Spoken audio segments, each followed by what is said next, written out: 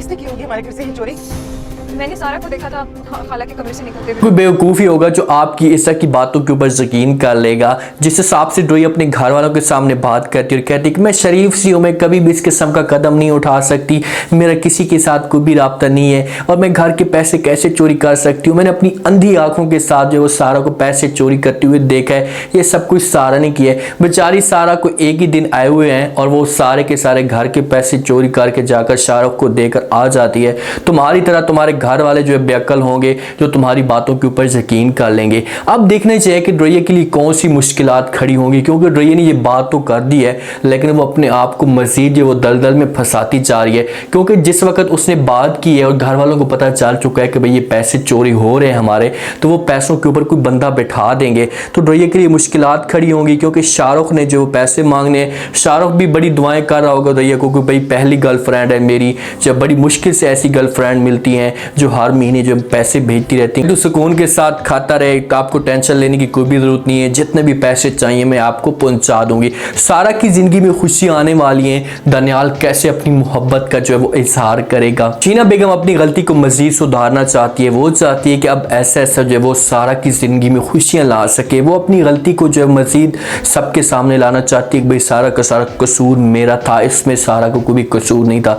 इसी वजह से वो दनियाल सर को कॉल करती है, उसके साथ कॉल पे बात करती है और कहती है कि मैं आपके ऑफिस में आना चाहती हूँ। दनियाल इस मामले पे बड़ा परेशान हो जाता है, क्योंकि दनियाल को मिशक तो पड़ी होती है कि भाई ये लोग सारा को बदनाम करना चाहते हैं, ये सारा के खिलाफ कोई साजिश कर रहे हैं। और जिस हिसाब से सरफराज ने बातें की हैं उसने सारा का सारा जो इल्ज़ाम है वो शीना के ऊपर लगा दिए, तो इसी वजह से दनियाल को खौफ रहता है। वहाँ पर दनियाल इससे पूछते हैं भाई क्या काम है, आप मुझे कॉल पे बता दें, तो शीना कहती है नहीं मैं ऑफिस में आऊँगी और वहाँ पर आपके साथ ये सारी बातें शेयर करूँगी, मेरा किसी के साथ काम है। दनियाल पूछते हैं भाई किसके साथ काम है, तो आगे से शीना कहती कि मेरा सारा के साथ काम है, मैंने सारा के साथ मुलाकात करनी है। तो दनियाल का जो शक होता है ना वो यकीन में तब्दील हो जाता है, इससे बंदा और भी जो है वो डर जाता है। पूछता है भाई सारा के साथ क्या काम है, तो शीना कहती है मेरे ऊपर सारा का एक कर्ज है जो मैंने जो है वो उसको अदा करना है। तो थोड़ा सा जो है वो दनियाल का जो एक कॉन्फिडेंस लेवल जो नीचे गिरा होता है वो ऊपर आना शुरू हो जाता है। वो बेचारा एक खौफ से निकल कर खुशी की तरफ जाना शुरू हो जाता है कि भाई चलो शुक्र है कि भाई शीना के ऊपर भी इसका कर्ज है। जहाँ पर सारी स्टोरी हो सकता है कि भाई दनियाल इससे पूछने की कोशिश करे और शीना इसे बता दे, या ये भी हो सकता है कि शीना कहे कि भाई मैं वहीं पर आकर सबके सामने जो वो बता दूंगी कि सारा का क्या कसूर था, सारा ने कौन सी गलती की है या हमने कौन सी गलती की है। तो दनियाल कहता है कि चलो ठीक है आप जल्दी जो है वो आ जाए। अब दनियाल जब भी सारा कमरे के अंदर बैठी होती है तो दनियाल दरवाजे पे कभी आता है और शर्मा कर चला जाता है, उसे घूर घूर कर देखते रहते हैं। तो सारा के दिल के अंदर खौफ पैदा हो जाता है कि भाई कहीं सरफराज ने जो वो इसे सब कुछ बता तो नहीं दिया, कहीं सारी जो असलियत है वो दनियाल के सामने आ तो नहीं गई। अगर आ गई है तो ये बंदा तो मुझे नौकरी से निकाल देगा। लेकिन दनियाल के जहन के अंदर और बातें चाह रही होती हैं, क्योंकि बहन ने जो वो दनियाल को ये बातें कही थी कि भाई आपने आज जाना है और जाकर अपनी मोहब्बत का इजहार करना है, हर सूरत में उसके सामने अपनी मोहब्बत का इजहार करना है, ताकि उसके दिल के अंदर ये बातें पैदा हों, उसके दिल के अंदर एहसास पैदा हो और आपके साथ आकर जो वो शादी करे। तो दनियाल इसी वजह से उसके पास आकर बैठ जाता है और कहते हैं कि सारा मैंने आपके साथ जो एक बात करनी है, जब मुझे आपके साथ एक काम है।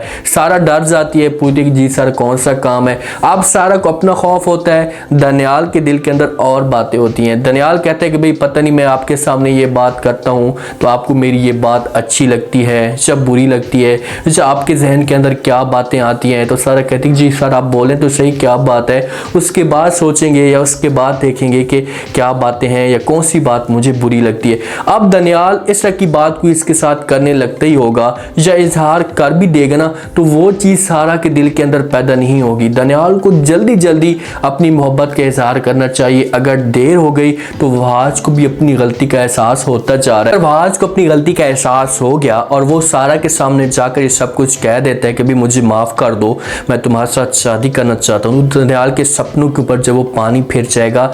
अगर ये दोनों जिस वक्त आपस में बैठे हैं और मोहब्बत का इजहार करते हैं जल्दी जल्दी, तो सारा इस बात को समझेगी। लेकिन मुझे नहीं लगता जिस हिसाब से दनियाल ये बातें कर रहा है इसके साथ, तो कोई बंदा जहाँ पर आ जाएगा और दनियाल अपनी मोहब्बत का इजहार नहीं कर पाएगा, या बेचारा शर्मा जाएगा या डर जाएगा, कोई ऐसी बात हो जाएगी कि बीच में जो बात होगी वो क्लियर नहीं होगी। अब शाना बेगम के जो पैसे होते हैं मकान वाले, वो सारे के सारे जो है वो चोरी हो जाते हैं। शाना बेगम पैसों को ढूंढती है, उसे पैसे कहीं पर भी नहीं मिलते। शाना बेगम शोर मचाना शुरू कर देती है और वहाज की माँ को अपने पास बुलाती, रोमाना को, उससे कहती है कि भाई मैंने अलमारी में पैसे रखे थे और वो ये सारे के सारे पैसे चोरी हो गए। तो आगे से रोमाना कहती कि भाई मेरे पैसे भी अलमारी के अंदर थे, मेरे पैसे भी चोरी हो गए, मुझे भी समझ नहीं आ रही। इतने भाई अंधे हो आप लोग, इतने कम अकल वाले हो कि भाई पैसे सबके सामने रखते क्यों? चलो आप लोगों ने पैसे रख दिए हैं तो इन पैसों को डेली भाई डेली नोट तो करो, इन पैसों को देखो तो सही। घर के सारे पैसे जो चोरी होते जा रहे हैं, 1 रुपया भी मौजूद नहीं है। तो आप लोगों को इस बंदे के खिलाफ एक्शन लेना चाहिए। जब शोर मचता है तो रोमाना भी शोर मचाती है, तो रोया आती है और आकर जो है वो बातें करना शुरू कर देती है। शाना बेगम पहले रोया से पूछती है, उससे कहती है कि भाई पैसे कहाँ गए, अलमारी के अंदर पड़े हुए थे। रोया इनकार कर देती है और कहती है भाई मुझे तो कुछ भी नहीं पता, मैंने बस एक बंदे को देखा है चोरी करते हुए। शाना बेगम पूछती है कि भाई किसने चोरी किया है? रोया कहती है भाई लाजमी तौर पर मैं इस घर की औरत हूँ, इस घर का फर्द हूँ, तो मैं कैसे जो वो चोरी कर सकती हूँ, कोई और बंदा ही कर सकता है। तो वहाँ पर शाना और भी ज़्यादा इस पर प्रेशर डालने की कोशिश करेगी। बीच में रोमाना बोलती है तो शाना जो रोमाना को खामोश करा देती है और कहती है भाई आप थोड़ा सा चुप हो जाएं, मेरी बच्ची को जो वो बोलने दें, लाजमी तौर पर इसने किसी बंदे को देखा होगा तो बात कर रही होगी ना। शाना बेगम अपनी बेटी का साथ दे रही है, उसका जो एक लेवल होता है ना इतना बढ़ा देती है, उसको सपोर्ट करती है कि भाई आप बात पर करें, आपके ऊपर कोई भी बात नहीं है कि अगर किसी ने बात करने की कोशिश की तो मैं देख लूँगी। तो रही जो सारा का सारा इल्ज़ाम जो वो सारा के ऊपर लगा देती है और कहती है भाई मैं सारा को खाला के कमरे के अंदर देखा है चाहते हुए। भाई सारा तो अच्छी जॉब कर रही है, उसके पास हर चीज़ मौजूद है, तो वो कभी भी इस किस्म का कदम नहीं उठा सकती।